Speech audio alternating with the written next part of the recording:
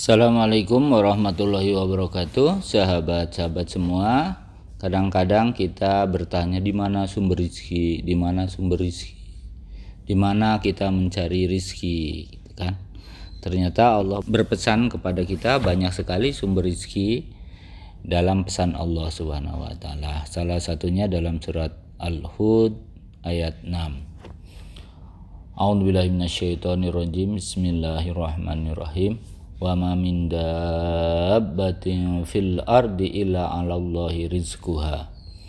Dan tidak ada satu binatang melata pun di bumi melainkan Allah lah yang memberi rizkinya. Maksudnya bahwa Allah memberi rizki kepada hewan-hewan itu, dan hewan-hewan itu diperuntukkan kepada kita untuk dimanfaatkan di jalan Allah. Artinya di dalam hewan-hewan itu ada rizki buat kita. Karena Rasul juga Muhammad SAW juga memberikan contoh ketika beliau masih muda, masih anak-anak, diawali dengan beternak. Berarti di dalam beternak itu ada rizki buat kita.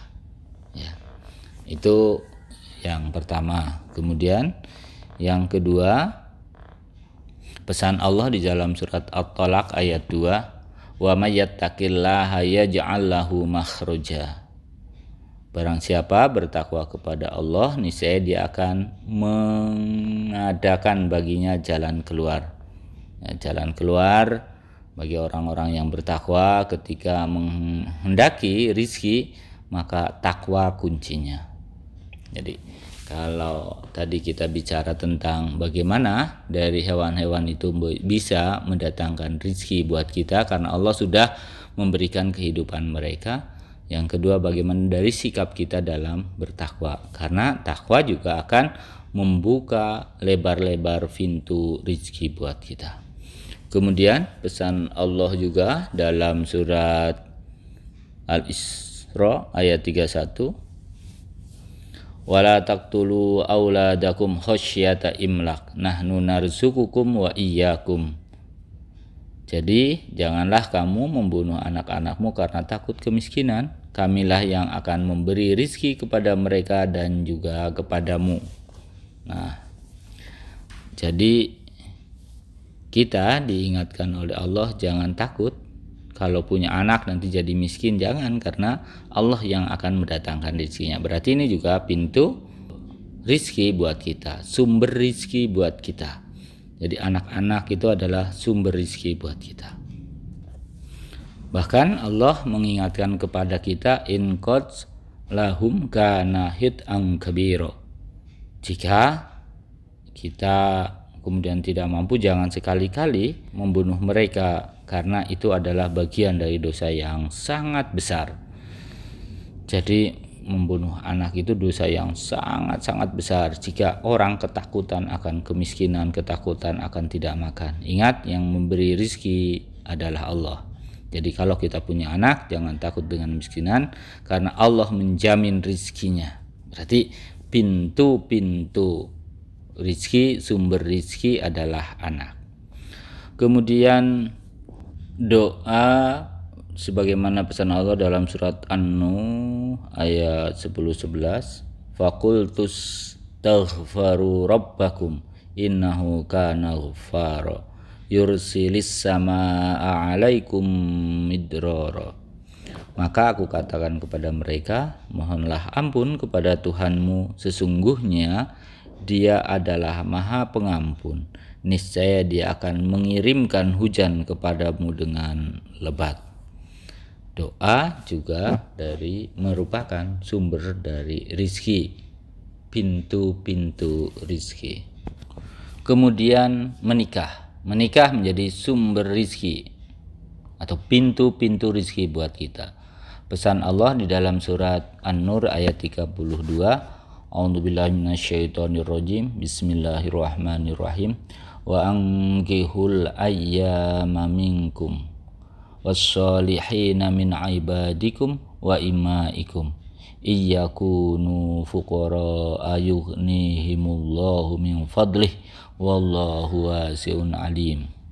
Dan kawinkanlah, kata Allah, orang-orang yang sendirian di antara kamu dan orang-orang yang layak berkawin dari hamba-hamba sahayamu yang lelaki dan hamba-hamba sahayamu yang perempuan.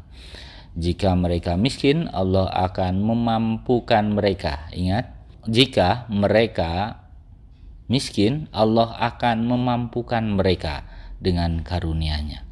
Jadi kita betul-betul sudah ditolong oleh Allah. Kalau sudah menikah itu akan dibukakan pintu rezeki.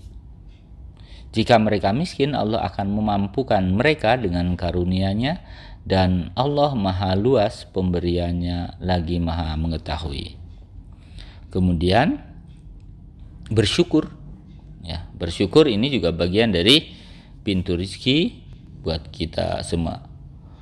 Wa id ta'adzana rabbukum la in syakartum la azidanakum wa la in kafartum inna adzabi lasyadid. Ini surat Ibrahim ayat 7. Jadi salah satu pintu rizki buat kita semua adalah ketika kita pandai bersyukur. Kita menerima dan berterima kasih kepada Allah, selalu memberikan senyuman kepada Allah dalam kondisi apapun. Nah, ini pesan Allah diingatkan kepada kita. Dan ingat juga tatkala Tuhanmu memaklumkan, sesungguhnya jika kamu bersyukur pasti kami akan menambah nikmat kepadamu, dan jika kamu mengingkari nikmatku, kata Allah, maka sesungguhnya azabku sangat pedih. Ibrahim ayat 7.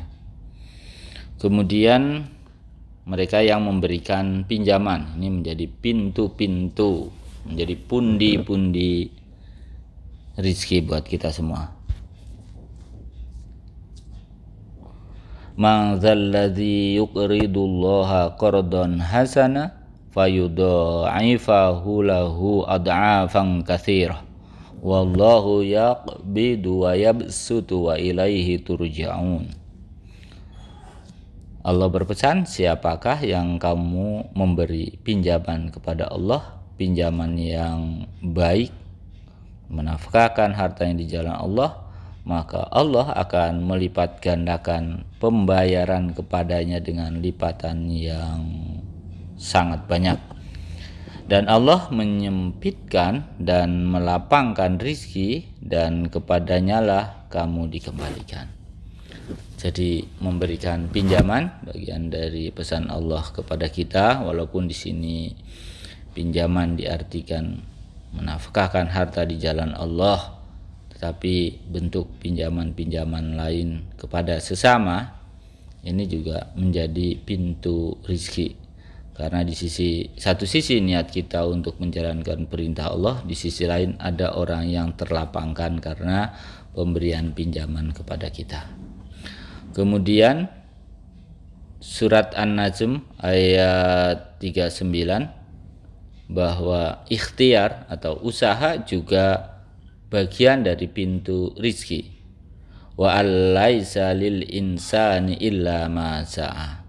Allah berpesan kepada kita bahwasanya seorang manusia tidak memperoleh selain apa yang telah diusahakannya.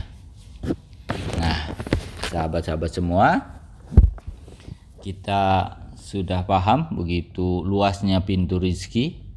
Saya pernah menyampaikan juga dalam kajian bahwa akan lebih sempurna apabila kita lebih memperbanyak kajian-kajian ayat sebelum kita menyimpulkan.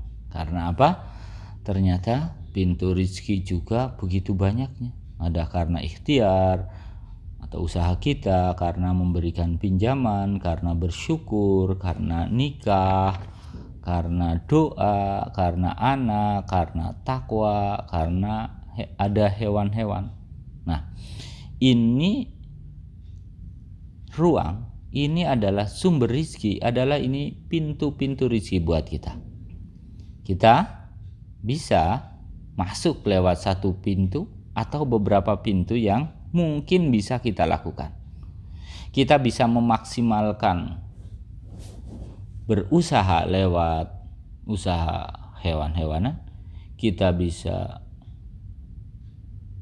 lewat takwa, kita bisa lewat anak, bisa lewat doa, Pintu rizki kita juga bisa lewat nikah, pintu rizki kita lewat bersyukur, bisa memberikan pinjaman, bisa dari ikhtiar. Dan saya yakin masih banyak ayat-ayat yang memesankan kepada kita tentang pintu rizki. Jadi ruang rizki, pintu keberkahan, sumber rizki, itu Allah banyak sekali memberikan ruang, memberikan pintu kepada kita. Oleh sebab itu, kepada sahabat-sahabat semua, semoga kajian ini memberikan optimisme karena Allah memberikan ruang yang sangat banyak, memberikan pintu yang sangat banyak, memberikan sumber rizki yang sangat banyak. Tergantung kita sebagai manusia mampu enggak memaksimalkan pesan-pesan Allah itu. Bisa jadi kita maksimal dalam satu pesan atau dua atau tiga atau empat atau seluruh yang kita ketahui. Jadikan sebagai sumber rizki buat kita. Semoga dalil ini mendorong kita untuk lebih bersemangat dalam mencari rizki Allah dan akan kita salurkan untuk zakat, infak, dan sedekah, untuk kesejahteraan umat, untuk kajian-kajian umat. Semoga tambah bersemangat, semoga memberikan harapan, memberikan motivasi untuk ikhtiar lebih maksimal. Barakallahu laka wa baraka alaika wa jama'a bainakuma bil khair. Terima kasih, wa Allahu a'lam bishawab. Mohon maaf atas segala kesalahan.